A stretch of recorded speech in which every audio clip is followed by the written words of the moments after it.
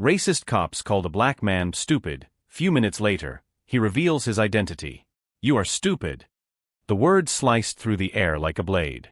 Officer Daniels, with a sneer plastered across his face, had just flung the insult at the tall black man in the neatly pressed gray suit. His partner, Officer Grayson, stood a few steps back, arms folded, smirking. The man's expression didn't change. Calmly, he reached into his jacket pocket, despite Daniels barking, "Keep your hands where I can see them."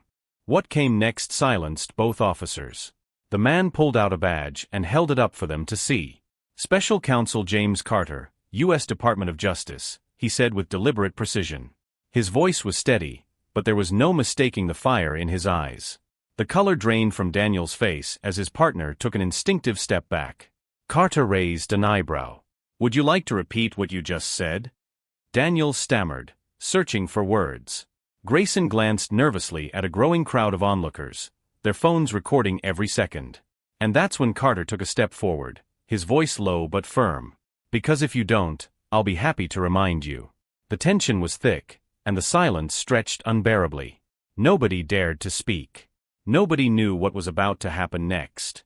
Earlier that afternoon, James Carter had been driving back to his office after visiting a friend in the nearby suburbs. The streets were quiet, the hum of his car engine almost meditative. He didn't stand out, no flashy car, no loud music, no wild driving. Just a man in his 40s, commuting through a middle-class neighborhood. Then came the sound of sirens. James glanced at his rearview mirror, confused. The squad car behind him was flashing its lights, urging him to pull over. He frowned but complied, pulling his sedan to the curb. As he turned off the engine and lowered his window, two officers approached. Daniels, the younger of the two, was leading the charge. "You were driving erratically," Daniels said. His tone was sharp, accusatory. James blinked. "I'm sorry, officer, but I don't believe I was." "Can you clarify?" "License and registration," Daniels interrupted. James sighed but complied, handing over the documents. Daniels glanced at them briefly before snorting. "What kind of name is James Carter?" Trying to sound respectable, James kept his composure. "That is my name, and I am—" "Save it," Daniels snapped. "Step out of the car." James hesitated. "I don't see a reason." "Out of the car." Daniels barked, hand hovering over his holstered weapon. James opened the door slowly and got out, raising his hand slightly to show he wasn't a threat. The second officer, Grayson, leaned casually against the squad car, his silence doing nothing to diffuse the situation. "You think you're smart, huh?" Daniels continued, circling James like a predator sizing up its prey. "Fancy suit, nice car. What, you think you're better than us?" James shook his head. "Officer, I assure you, I'm simply—" "I didn't ask for your life story," Daniels interrupted again. The humiliation grew with each passing second, but James stayed calm. His training had prepared him for moments like this, though he never imagined he'd be on the receiving end. The escalation was fast and deliberate. Daniels accused James of suspicious behavior, claimed he was resisting, and even suggested drugs might be involved. All baseless. All calculated to provoke. Onlookers began to gather, sensing that something wasn't right. A young woman with braided hair whispered to her friend, "He didn't even do anything." Daniels, ignoring the murmurs, shoved James lightly. "You're just another stupid punk who thinks he's untouchable." That was the moment. The line that snapped something inside James. His hand moved slowly to his jacket, his every action deliberate. Daniels barked again for him to stop, but James continued, pulling out his badge. The crowd's murmurs turned to audible gasps. "Special Counsel James Carter, U.S. Department of Justice," he repeated, letting the words sink in. The badge gleamed in the sunlight, its weight more than just metal. Daniels froze, realizing his mistake. Grayson's face paled as he stepped closer to his partner, whispering something under his breath. But James wasn't finished. He stood tall, eyes scanning the officers, then the crowd. "So gentlemen, what's the next step?" Daniel swallowed hard, his bravado crumbling. The crowd, emboldened by what they just witnessed, began murmuring louder. James turned slightly, addressing the onlookers. "You all saw and heard what just happened, correct?" Dozens of phones captured the moment, their cameras steady. Some people nodded. A man in a blue baseball cap called out, We got your back, brother. Daniel's hand twitched at his side, as if he were considering some way out of this mess. But there was no escape. Not anymore. And James wasn't going anywhere. The afternoon had started so differently. James had been looking forward to a quiet day, maybe even taking some time off. But now, he stood on the edge of an event that would ripple far beyond this street corner. And it wasn't over yet. The crowd around them thickened, their murmurs growing louder. Officer Grayson was the first to try to regain control, stepping forward with his hands slightly raised, a half-hearted attempt to pacify the situation. "Mr. Carter, this is just a misunderstanding," he said, his voice tight. "Let's not escalate things." James turned to him, his calm demeanor unshaken. "Oh, it's already escalated. And not by me." He shifted his gaze to Daniels, who was still standing stiffly, his face a mixture of shock and anger. "You called me stupid. Care to explain why?" Daniels opened his mouth but faltered, the words catching in his throat. "I'm waiting," James said, his voice low but sharp enough to cut through the growing tension. "Because it seems to me you weren't interested in upholding the law, you were interested in degrading me." The crowd erupted with murmurs of agreement, some voices louder than others. "That's right," someone yelled. He was out of line. Daniels finally found his voice, though it was shaky. I didn't mean it like that. It was a mistake." "A mistake?" James asked, stepping closer. His badge was still in his hand, glinting in the sunlight. "You don't get to make mistakes like that when you're wearing a badge, Officer Daniels."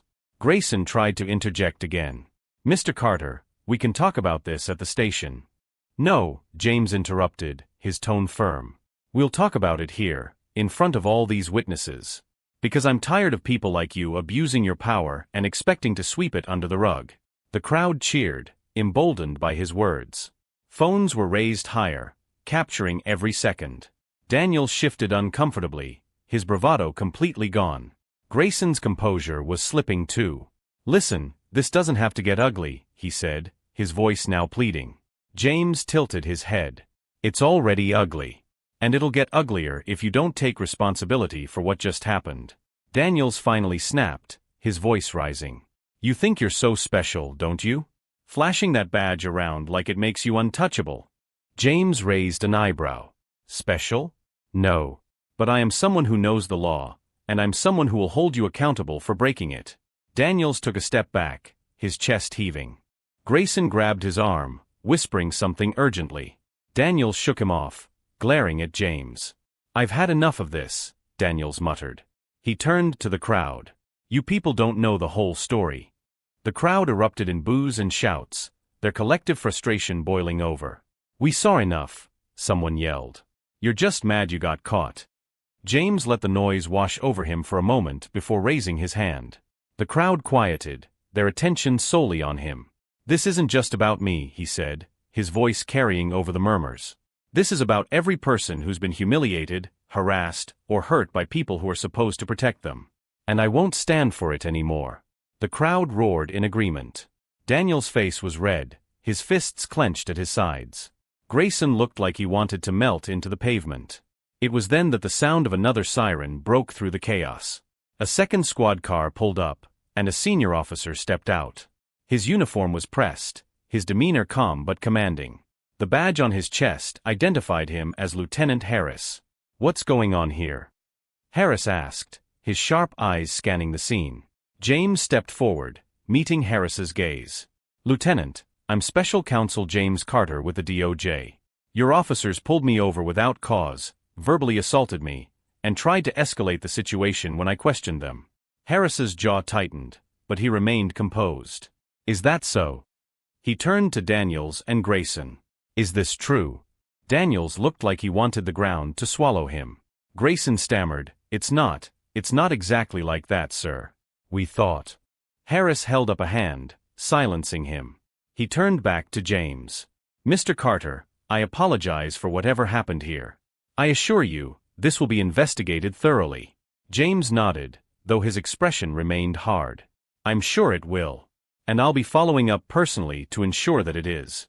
The crowd murmured again, some cheering, others still recording. Harris turned to them, raising his hands. "Folks, thank you for your concern, but we need to clear the area now. Please allow us to handle this properly. Reluctantly, the crowd began to disperse, though many kept their phones trained on the officers until they were out of sight. As Harris began speaking quietly with Daniels and Grayson, James stood by his car, his heart still racing. He'd kept his composure, but the weight of what had just happened was beginning to sink in. He didn't have long to reflect. A young woman from the crowd approached him, her phone still in her hand. "Mr. Carter, I just wanted to say thank you for standing up to them." James managed a small smile. "Thank you for recording. People like you are the reason these things don't go unnoticed anymore." She nodded and walked away, leaving James alone for a moment. He glanced at his car, then back at the officers. This wasn't over. Not by a long shot. As the last of the crowd dispersed, Harris turned to James. "Mr. Carter, if you'd like to file a formal complaint." "Oh, I will," James interrupted. "But first, I'd like to know what steps you're taking to ensure this doesn't happen again." Harris sighed. "We'll handle it internally." "No," James said firmly. "You'll handle it publicly. Because the people who watch this unfold won't accept anything less. And neither will I." Harris nodded reluctantly. "Understood. I'll keep you updated." James got back into his car, but the tension in his chest remained. As he drove away, he couldn't shake the feeling that this was only the beginning. Hours later, the video of the incident had gone viral, racking up thousands of views and sparking heated debates online. Comments flooded in, some praising James for standing up, others calling out the officer's behavior. At the precinct, Harris sat in his office, reviewing the footage. Daniels and Grayson sat across from him, their faces pale. "You've put us in a difficult position," Harris said finally, his voice heavy with disappointment. Daniels opened his mouth to protest, but Harris cut him off. "Save it. The DOJ is involved now, and this department is under a microscope." Grayson shifted uncomfortably. "What do we do now, sir?" Harris leaned back in his chair, his expression grim. "We wait. And we hope this doesn't blow up any further than it already has." But deep down, they all knew it was too late for that. As night fell, the city was buzzing. News outlets had picked up the story, running clips of the incident on every major network. The footage showed Officer Daniels' aggressive demeanor, James Carter's calm response, and the dramatic moment he revealed his identity. James sat in his apartment, watching the coverage with a mixture of exhaustion and resolve. His phone buzzed relentlessly with messages from colleagues, friends, and strangers alike. Some offered support, while others warned him to tread carefully. One message stood out. It was from his supervisor at the DOJ. "We need to talk. Tomorrow morning. My office."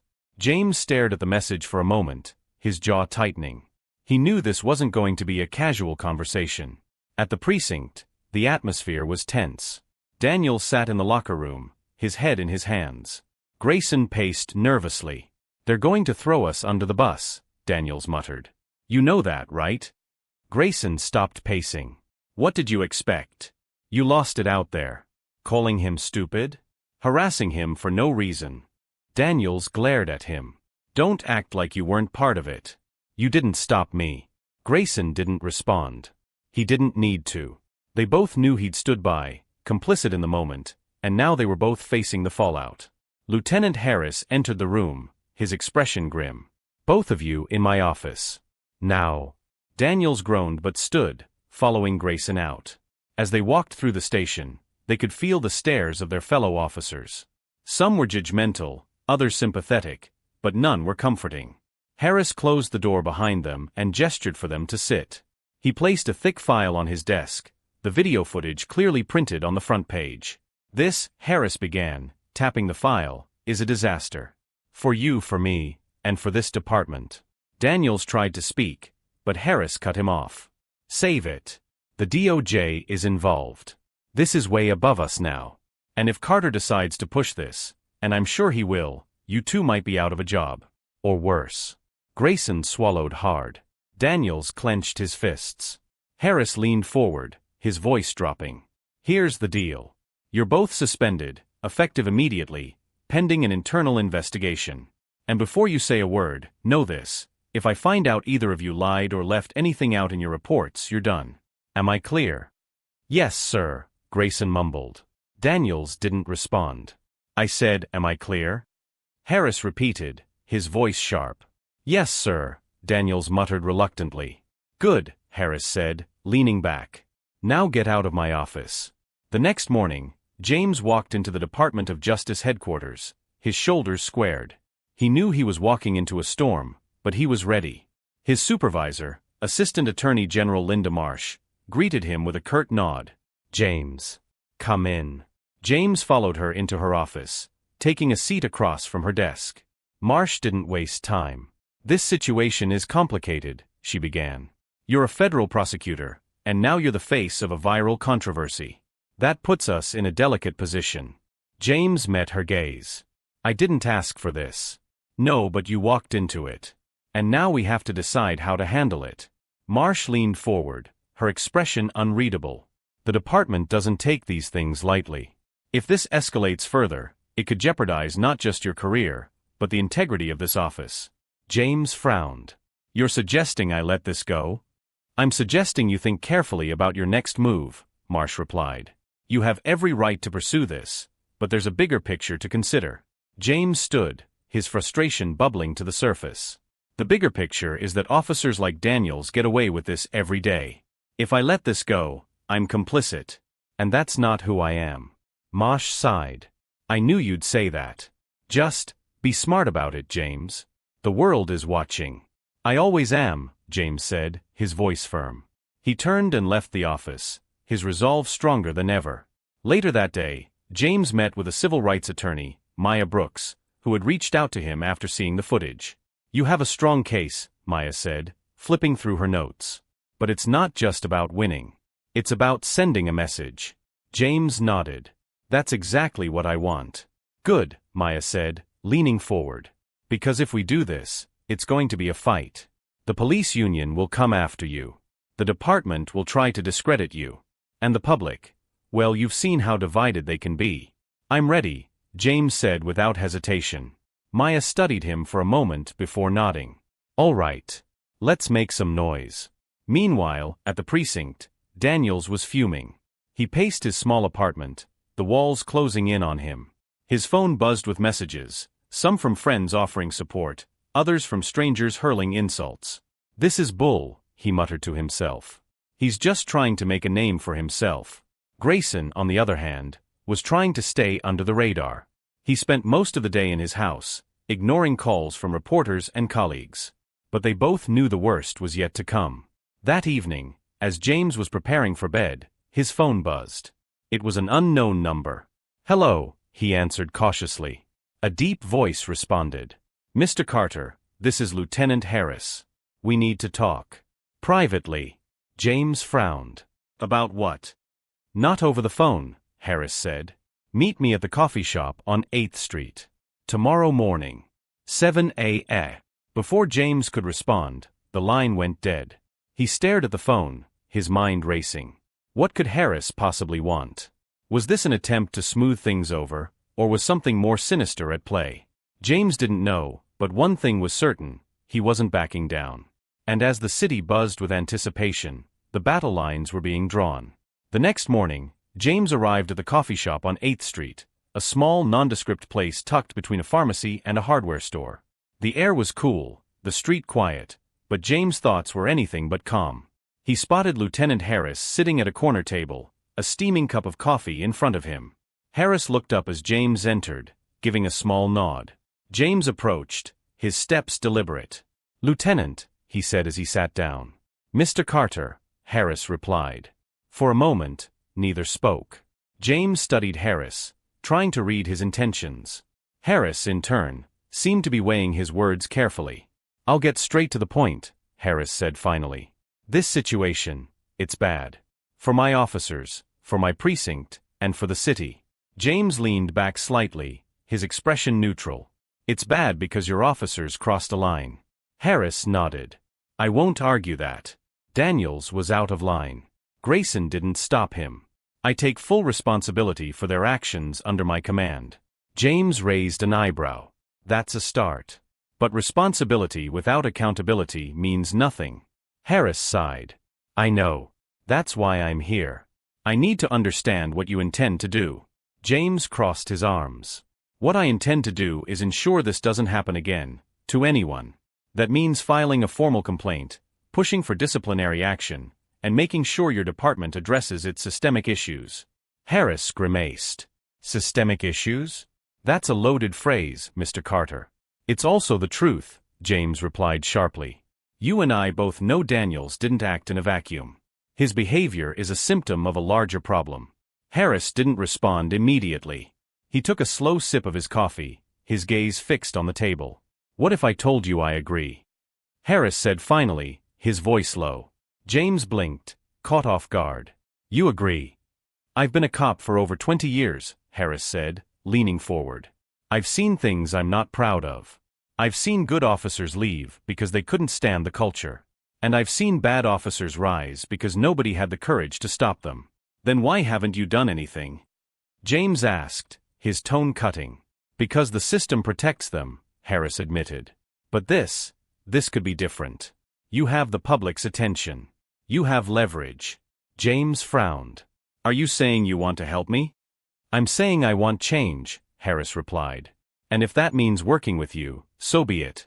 James studied him carefully, searching for any sign of insincerity. What's in it for you? Harris chuckled bitterly. A chance to sleep at night. And maybe, just maybe, a chance to fix the mess I've spent my career trying to navigate. James nodded slowly. All right. But understand this, I'm not backing down, and I'm not cutting deals to protect your department. Understood, Harris said, extending his hand. Let's make this count. James hesitated for a moment before shaking his hand. Meanwhile, at the precinct, Daniels was spiraling.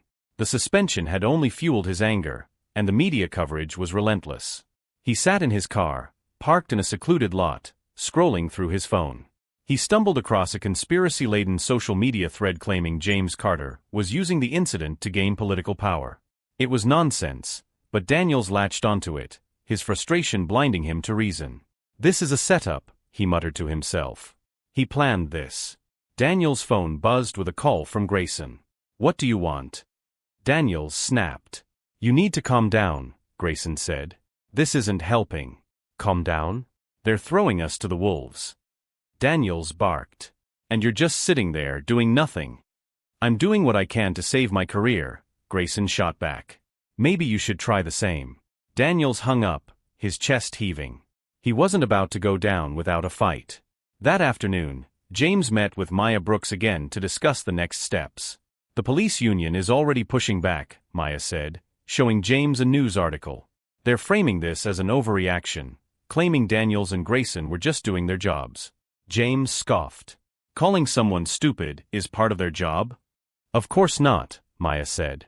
But they're banking on public sympathy for law enforcement. We need to stay ahead of this. James nodded. What's our plan? First, we file a formal complaint with the city's police oversight board, Maya said. Then we organize a press conference to keep the public informed. Transparency is our best weapon. Let's do it, James said firmly. That evening, as James was reviewing his notes for the press conference, his phone buzzed again. This time, it was a text from an unknown number. Careful, Carter. You're playing with fire. James stared at the message, his jaw tightening. He didn't respond, but the unease lingered. Who had sent it? Was it someone from the precinct?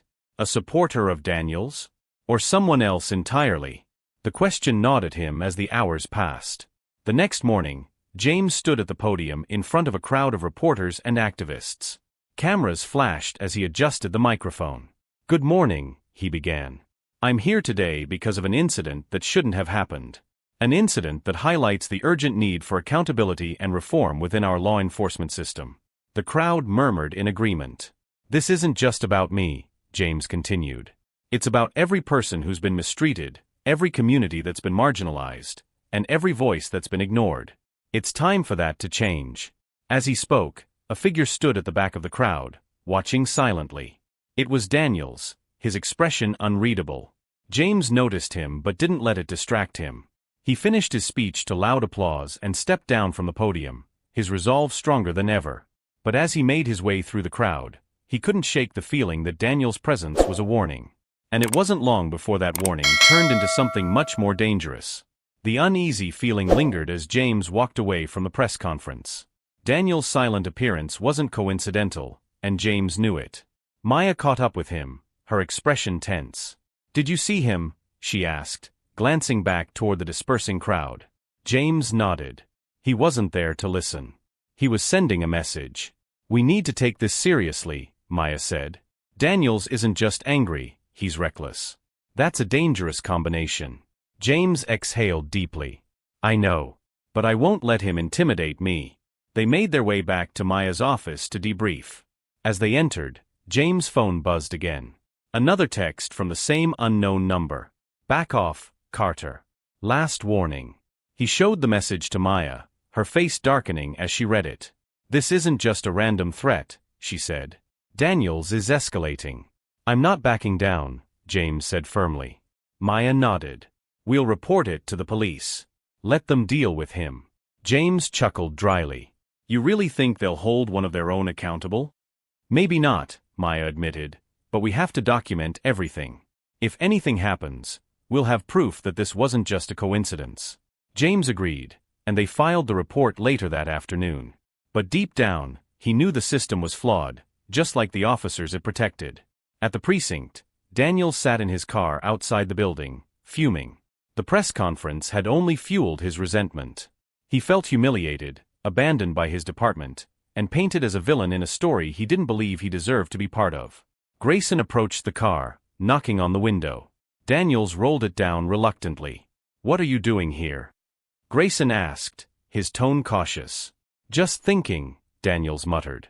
"You shouldn't be anywhere near this place," Grayson said. "You're suspended. You're only making things worse for yourself." Daniels glared at him. "Worse? How much worse can it get? Carter's out there painting me as some kind of monster, and you're just letting it happen." Grayson sighed. "You're not helping yourself by stalking him or sending threats." Daniels stiffened. "What are you talking about? You think I don't know?" Grayson said, his voice lowering. "If Carter connects those messages to you, you're done. Permanently." Daniels didn't respond, but the flicker of guilt in his eyes was unmistakable. Grayson shook his head. "Walk away, Daniels. Before you do something you can't take back." Later that night, James was at home, trying to unwind after the day's events. The threats weighed heavily on his mind, but he pushed them aside, focusing on the case ahead. His phone buzzed again, but this time it wasn't a text. It was a call from an unknown number. He hesitated before answering. "Hello." The voice on the other end was distorted, likely by some kind of voice-changing software.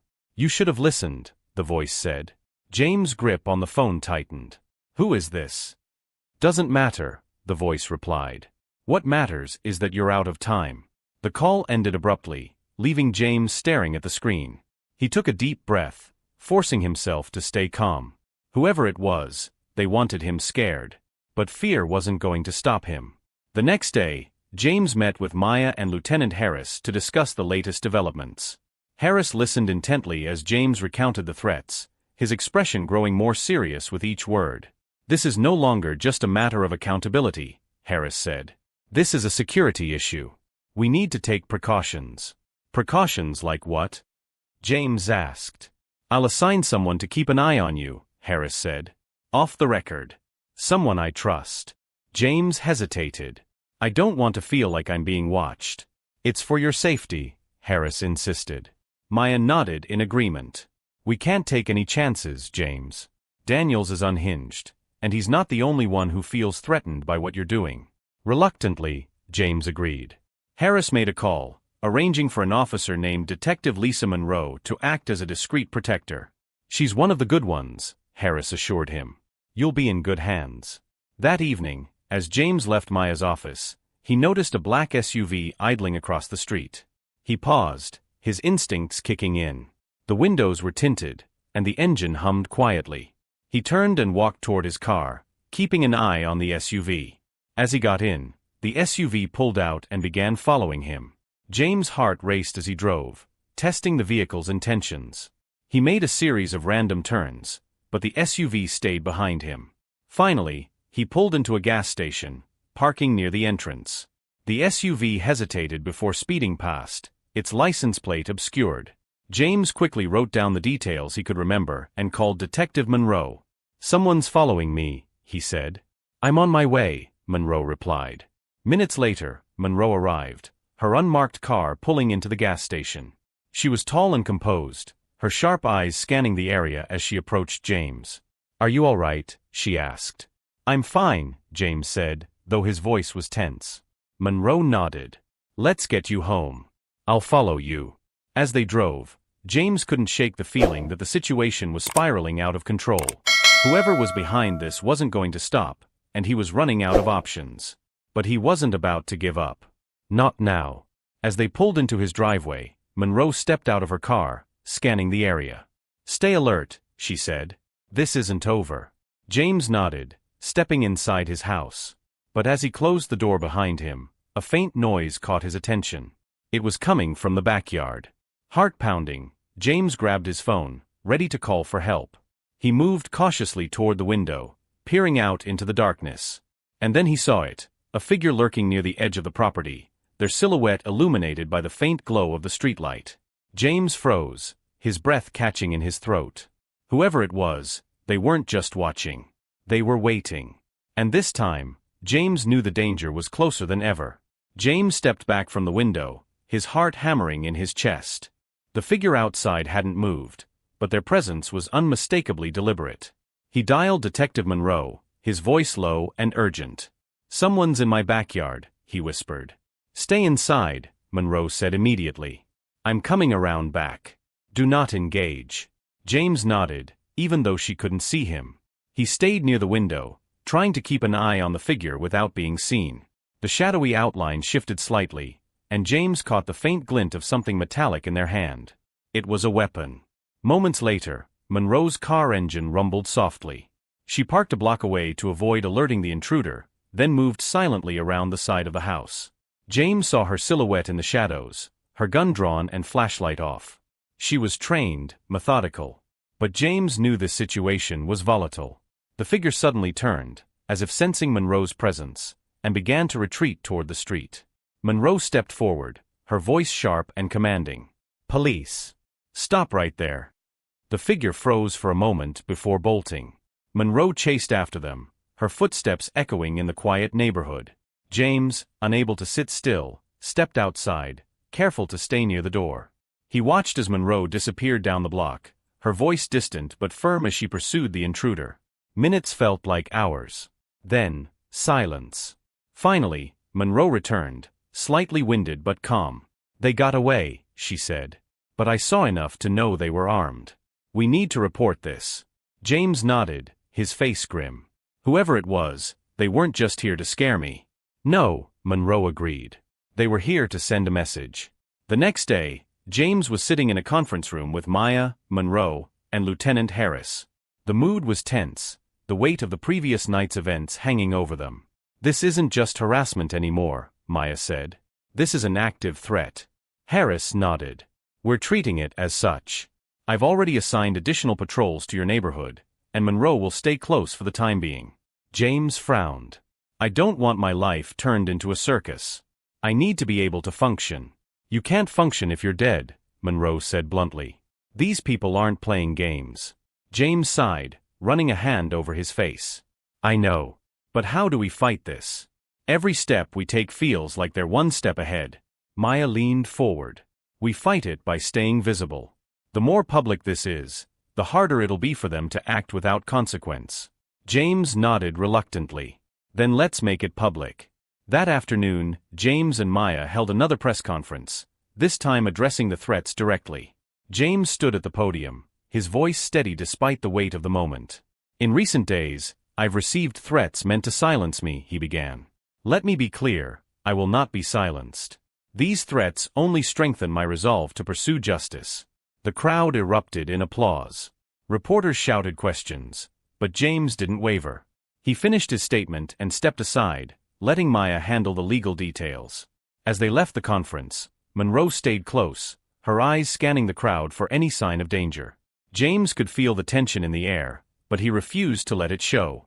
Meanwhile, Daniels was in his apartment, watching the press conference on TV. His jaw clenched as James spoke, every word fueling his anger. "This guy thinks he's untouchable," Daniels muttered to himself. His phone buzzed. It was a message from an unknown number. Want to teach Carter a lesson? We've got your back. Meet us tonight. Location to follow. Daniels stared at the message, his heart pounding. It was dangerous, reckless, but the temptation was undeniable. He typed a response, "I'm in." That evening, James was at home, trying to unwind. Monroe was stationed outside, her unmarked car parked nearby. Despite her presence, James couldn't shake the feeling of being watched. He double-checked the locks on his doors and windows, the memory of the previous night still fresh in his mind. As he settled into bed, his phone buzzed. It was another text from the unknown number. "Tick-tock, Carter." James stared at the message, a chill running down his spine. At that moment, a car pulled up outside James' house. The engine idled for a moment before shutting off. The driver stepped out, their face obscured by a hoodie. They moved toward the house, their footsteps silent on the pavement. Monroe spotted them immediately. She stepped out of her car, her hand on her holstered weapon. "Stop right there," she called out. The figure froze, then turned and sprinted back toward the car. Monroe chased after them, her adrenaline pumping. The car roared to life, and the figure dove inside just as it sped away. Monroe returned to James' house, her face tense. She knocked on the door, and James answered, his expression worried. "They're testing us," Monroe said. "And they're not going to stop." James nodded, his resolve hardening. "Then neither will I." But as he closed the door, a new thought struck him. How far were they willing to go? And more importantly, was he ready for it? The night stretched long after the attempted intrusion. James sat at his kitchen table, his thoughts swirling. Monroe was outside vigilant, but the sense of safety he once had in his own home felt like a distant memory. The text messages, the figure in his backyard, the car outside, none of it felt random. Each incident was calculated, designed to rattle him. But it wasn't working. If anything, it was hardening his resolve. His phone buzzed again, and for a moment, his stomach tightened. Was it another threat? It was Maya. "James," her voice was urgent. "I've been going through some of the threats you've received. There's a pattern." "What kind of pattern?" James asked, gripping the phone tighter. "They're all coming from burner numbers in the same area," Maya explained. "I flagged it with the authorities, but it's slow going. Whoever's doing this knows how to cover their tracks." James sighed. "Let me guess, they're somewhere near the precinct?" "Bingo," Maya said. "I don't think it's a coincidence. I've asked the Oversight Board to expedite their investigation into Daniels and Grayson. If Daniels is involved, we'll find out soon enough." "Let me know what you find," James said. "Will do. And James, stay safe." Across town, Daniels was meeting with two men in a dimly lit parking garage. Their faces were shadowed, but their tone was anything but subtle. "You sure you want to go through with this?" one of the men asked, his voice gruff. Daniels hesitated, his anger warring with a small flicker of doubt. "I just want him to know he can't keep pushing me around." The other man chuckled darkly. "This isn't about sending a message anymore. You're playing with fire, Daniels. If this blows up, you're the one who'll burn." Daniels clenched his fists. "Just do what I'm paying you to do." The men exchanged a glance before nodding. "It's your funeral." The next day, James attended a meeting with the Police Oversight Board. Maya was by his side, her presence a reassuring constant in the chaos. The board members listened as James detailed his experiences, from the initial traffic stop to the threats and the escalating harassment. "This isn't just about me," James said, his voice firm. "It's about holding officers accountable for their actions and ensuring they can't use their power to intimidate or harm others." The board members murmured amongst themselves, their expressions ranging from concern to skepticism. One of them, a middle-aged man with graying hair, leaned forward. "Mr. Carter, these are serious allegations. But without concrete evidence linking these threats to Officer Daniels, our hands are tied." Maya spoke up, her tone sharp. "With all due respect, the evidence is mounting. You can't ignore the pattern here." The man sighed. "We'll continue the investigation, but these things take time." As they left the meeting, James turned to Maya. "Time is the one thing we don't have." "I know," Maya said. "But we'll keep pushing." That evening, James was at a community event in support of police reform. The room was filled with activists, local leaders, and concerned citizens, all sharing stories and strategies for change. As James spoke to the crowd, his words carried a weight that resonated deeply. We cannot allow fear to silence us. Together, we are stronger than those who seek to oppress us. The crowd erupted into applause, but as James scanned the room, he spotted a familiar face near the back. Daniels. He was leaning against the wall, his arms crossed, his expression unreadable. James locked eyes with him, his pulse quickening. What was Daniels doing here? Before James could react, Daniels turned and walked out of the building. Later that night, James returned home, his mind racing. Monroe was parked outside as usual, but the tension in the air felt different. As he locked the door behind him, he noticed something unusual on the kitchen counter. A single piece of paper. James frowned. He hadn't left anything there. He picked up the paper and unfolded it. Scrawled across it in jagged handwriting were the words, "This is your last warning. Drop it." James' breath caught. Someone had been inside his house. He quickly called Monroe, his voice urgent. Someone was in here. They left a note. "I'm coming in," Monroe said. Seconds later, she was at the door, her gun drawn. She swept the house methodically, checking every room and closet. "It's clear," she said finally. "Whoever it was, they're gone." James showed her the note, his hands shaking slightly. "They're escalating," Monroe said. "We need to move you somewhere safe." "No," James said firmly. "I'm not running. If I back down now, they win." "James, this isn't about winning," Monroe said. "This is about staying alive." James shook his head. "I can't let them scare me into hiding." "That's exactly what they want." Monroe sighed. "Then we need to double security. You're not staying here alone anymore." James nodded reluctantly, his mind racing. Whoever was behind this wasn't going to stop. And now, they'd crossed a line that couldn't be ignored. Across town, Daniel sat in his car, staring at his phone. He'd received a message from one of the men he'd hired. "It's done. Your move." Daniel's hand trembled as he typed a response. He wasn't sure how far he was willing to go, but he knew there was no turning back now. James Carter had made himself a target, and Daniels was determined to finish what he'd started. James didn't sleep that night. The note on his counter was proof that the people threatening him weren't just bluffing. They were capable of invading his personal space, of getting close without being detected. It was a chilling realization. Monroe stayed stationed outside, her presence a small comfort, but James knew she couldn't protect him from everything. The next morning, Maya called, her voice tense. "James, we have a problem. Daniels filed a counter-complaint against you." James blinked. "A counter-complaint? For what?" "Harassment," Maya replied.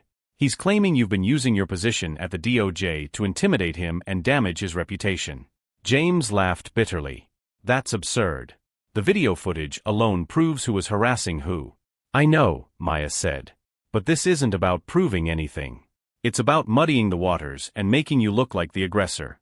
James gritted his teeth. "Let him try. The truth is on my side." At the precinct, Daniels was meeting with his lawyer and a representative from the police union. "This is the best way to flip the narrative," his lawyer said. "If we can paint Carter as a bully using his influence to destroy your career, public opinion will shift." Daniels nodded, though his jaw was tight. "What if it doesn't work?"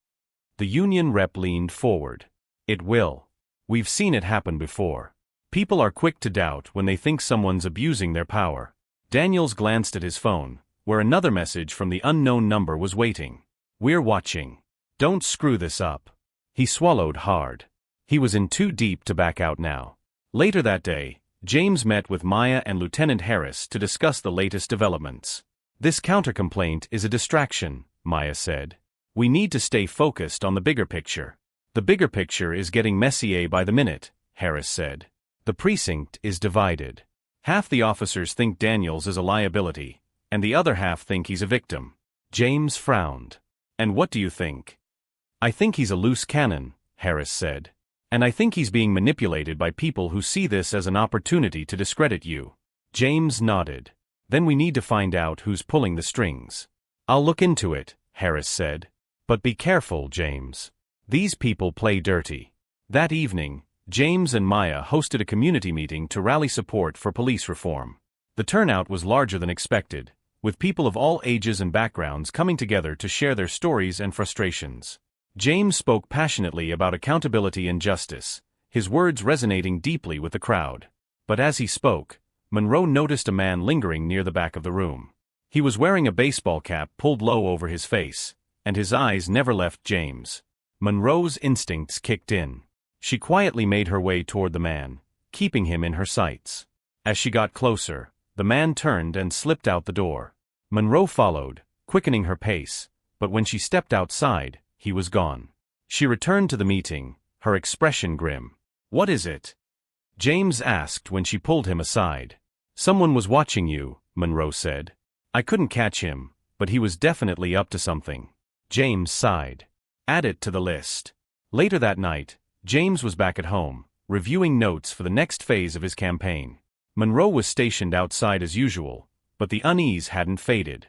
At 11:47 p.m., his phone buzzed again. This time, it was a video message. James opened it cautiously. The video showed a close-up shot of his house, recorded from the street.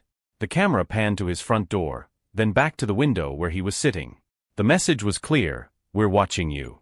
James' hands shook as he forwarded the video to Monroe and Maya. Then he called Monroe, his voice tight. "They're escalating again," he said. "They sent me a video of my house." Monroe cursed under her breath. "I'm coming in." Moments later, she was at his door, her expression steely. "This isn't just intimidation anymore. This is a direct threat." "I know," James said. "But what do we do about it?" "We bring in more resources," Monroe said. "FBI, DHS, whoever we need to track these people down." James hesitated. "I don't want this turning into a media circus." "You don't have a choice," Monroe said. "These people aren't going to stop until you're either silenced or scared into hiding." James nodded reluctantly. "Do it." Across town, Daniels was in a motel room, pacing nervously. His phone buzzed, and he saw another message from the unknown number. "He's rattled. Keep the pressure on." Daniels stared at the screen, his heart pounding. He hadn't signed up for this level of chaos. All he wanted was to clear his name, not to become part of something bigger and darker. But now, it was too late. The next step was already in motion. At 3 a.m., James was jolted awake by a loud bang outside. He jumped out of bed and ran to the window, his heart racing. Outside, Monroe was standing near her car, her gun drawn. Flames flickered near the back of the driveway, where someone had set fire to a pile of newspapers soaked in gasoline. James grabbed his phone and called 911 as Monroe shouted into the darkness, "Whoever you are, come out now." There was no response, just the crackle of the flames and the distant sound of sirens approaching. James stepped outside cautiously as Monroe turned to him. "This is no longer just harassment," she said. "This is attempted arson. And whoever did this isn't going to stop." James nodded, his jaw tightening. "Then neither are we." But as the fire department arrived and extinguished the flames, James couldn't shake the feeling that this was only the beginning of something much worse. The smell of smoke lingered in the air long after the fire was extinguished. James stood on the edge of his driveway, watching the fire department pack up their equipment. Monroe was speaking with the responding officers, her voice clipped and commanding. "This was no accident," she told them. "This was a warning." James crossed his arms, his mind racing. If they were willing to escalate to arson, what else were they capable of? Monroe approached him, her expression grim. "The officers are filing a report, but it's clear this was intentional. We need to relocate you." James shook his head. "I'm not running." "This isn't about running, it's about staying alive," Monroe said sharply. "Whoever did this is getting bolder. Next time, they might aim for your house." James exhaled deeply. He didn't want to leave, but Monroe was right. The risks were escalating, and staying put wasn't an option anymore. "All right," he said reluctantly. "But I'm not stopping my work. Wherever I go, we keep pushing forward." Monroe nodded. "We'll make it work." The next morning, James and Monroe arrived at a secure hotel arranged by the DOJ. The building was nondescript, the kind of place designed to blend into the background. As they checked in, James received a call from Maya. "Are you okay?" she asked, her voice filled with concern. "I'm fine," James said. "Shaken but fine." "I've been digging into the threats," Maya said. "There's a connection between Daniels and a small group of rogue officers in the precinct. They've been involved in similar intimidation tactics before, but nothing on this scale." Can we prove it? James asked. Not yet, Maya admitted. But we're close. One of my sources is willing to talk. If we can get them to go on record, it'll blow this case wide open. Set it up, James said. I want to hear everything they know. Across town, Daniels was in a heated argument with the men he'd hired. You told me this was just about scaring him, Daniels said, his voice rising. I didn't sign up for arson. One of the men, a burly figure with a scar across his cheek, shrugged. Scaring wasn't working. We had to escalate. Daniels paced the room, his mind racing. This is getting out of hand. If anyone connects this to me. They won't, the scarred man interrupted. We're professionals. But if you want to back out, now's the time. Daniels froze. Backing out meant exposing himself to whoever these men worked for. Staying in meant going deeper into a situation he no longer controlled. I'm in, he said finally, though his voice lacked conviction. That afternoon, James met with Maya and her source, a former officer named Carla Hayes. Hayes had served in the same precinct as Daniels, but had left after facing harassment for speaking out against misconduct. I know what Daniels is capable of, Hayes said, her voice trembling slightly. But he's not working alone. There's a group of them, officers who protect each other no matter what. Do you know who else is involved? Maya asked. Hayes nodded. Grayson, for sure. And a few others. But the real issue is their backers. They have connections outside the precinct. People willing to do their dirty work. Like the men who set the fire, James said, his jaw tightening. Exactly, Hayes replied. And they're dangerous. They've gotten away with this for years because no one's willing to stand up to them. Well, that changes now, James said. Will you testify? Hayes hesitated. If I do, they'll come after me. We'll protect you, Maya said.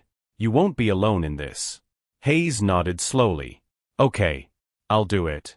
Later that evening, James received another message, this time an email with an anonymous sender. You're making a mistake. Drop the case, or someone else gets hurt. Attached to the email was a photo of Maya, taken earlier that day as she left her office. James immediately called her. Maya, they're watching you. What? She asked, her voice tense. He forwarded the email. Check your inbox. Moments later, Maya cursed under her breath.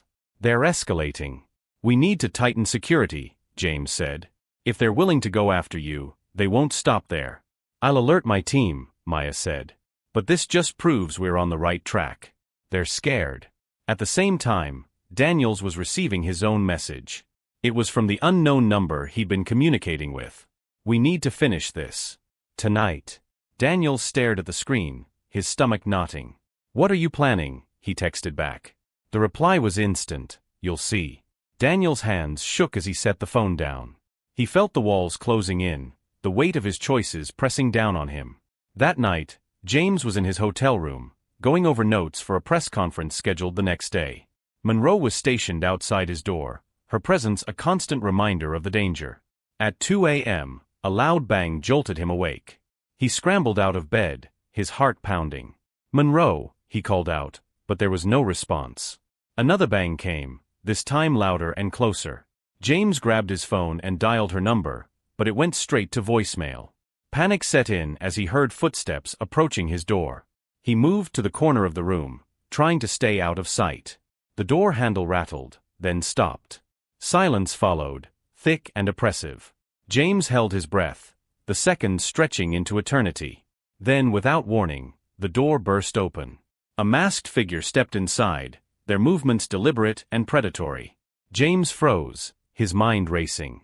Before he could react, the figure spoke, their voice low and menacing. This ends now, Carter. James stared at the masked figure, his heart pounding. The person's voice was calm but cold, each word deliberate. He couldn't see their face, but the presence of danger was unmistakable. This doesn't have to get worse, the intruder said, stepping closer. Walk away, and this all ends. James's mind raced. He glanced toward the nightstand, where his phone lay just out of reach. He needed to stall for time. Who sent you? James asked, his voice steadier than he felt. The figure chuckled darkly. You already know the answer to that. James squared his shoulders. If you think I'm going to back down because you threatened me, you're wasting your time. I'm not afraid of you. The intruder tilted their head. You should be. The tension in the room was suffocating. James needed to act quickly. As the intruder moved closer, he grabbed the lamp from the nightstand and swung it with all his strength. The figure staggered back, startled but not down. James used the moment to grab his phone and hit Monroe's emergency contact button. The intruder lunged, knocking the phone from James's hand. It clattered to the floor, the call still active. You've made a mistake, the intruder growled, pinning James against the wall. But before they could act further, the sound of heavy footsteps echoed in the hallway. Police. Drop the weapon. Monroe's voice rang out, firm and commanding. The intruder hesitated for a fraction of a second, long enough for James to elbow them in the stomach and break free. Monroe burst into the room, her gun drawn. Hands where I can see them. The intruder raised their hands slowly, their body language tense. Monroe advanced, her eyes sharp and unyielding. Get on the ground, she ordered. The intruder complied, dropping to their knees. Monroe quickly cuffed them, her movements swift and practiced. You okay? She asked, glancing at James. I'm fine, James said, his voice shaky but resolute. Thanks to you. At the precinct, the masked intruder was identified as one of the men Daniels had hired. Under interrogation, he revealed the extent of Daniels' involvement, as well as the network of rogue officers and their outside connections. This goes deeper than we thought, Monroe said to James and Maya as they reviewed the statement. Daniels wasn't just acting out of anger, he was part of a coordinated effort to silence you. James nodded, his expression grim. Then we take them all down. The following week was a whirlwind of legal action and public outcry. The arrest of the masked intruder and the revelations about the rogue officers sent shockwaves through the precinct and the community. Daniels was taken into custody, his involvement in the threats and harassment fully exposed. Grayson, faced with mounting pressure, flipped on Daniels and provided additional evidence, further solidifying the case. At a press conference, James stood alongside Maya and Monroe, addressing the media and the public. This is not just a victory for me, James said, his voice steady and clear. This is a victory for accountability, for justice, and for every person who has ever been wronged by those who abuse their power. The crowd erupted in applause, their cheers a testament to the impact of his fight. Weeks later, as life began to return to normal, James reflected on everything that had happened. The road to justice had been harrowing, but it had also been worth it. Maya visited him at his new office, a smile on her face. You did it, James. You stood your ground and made a difference. James smiled back. We did it. And we're not done yet. Monroe joined them, her arms crossed. Just say the word, and I'll be ready. James nodded. There's still work to do. But for now, let's take a moment to breathe. And as they stood together, James felt a renewed sense of purpose. The fight wasn't over, but he was ready for whatever came next.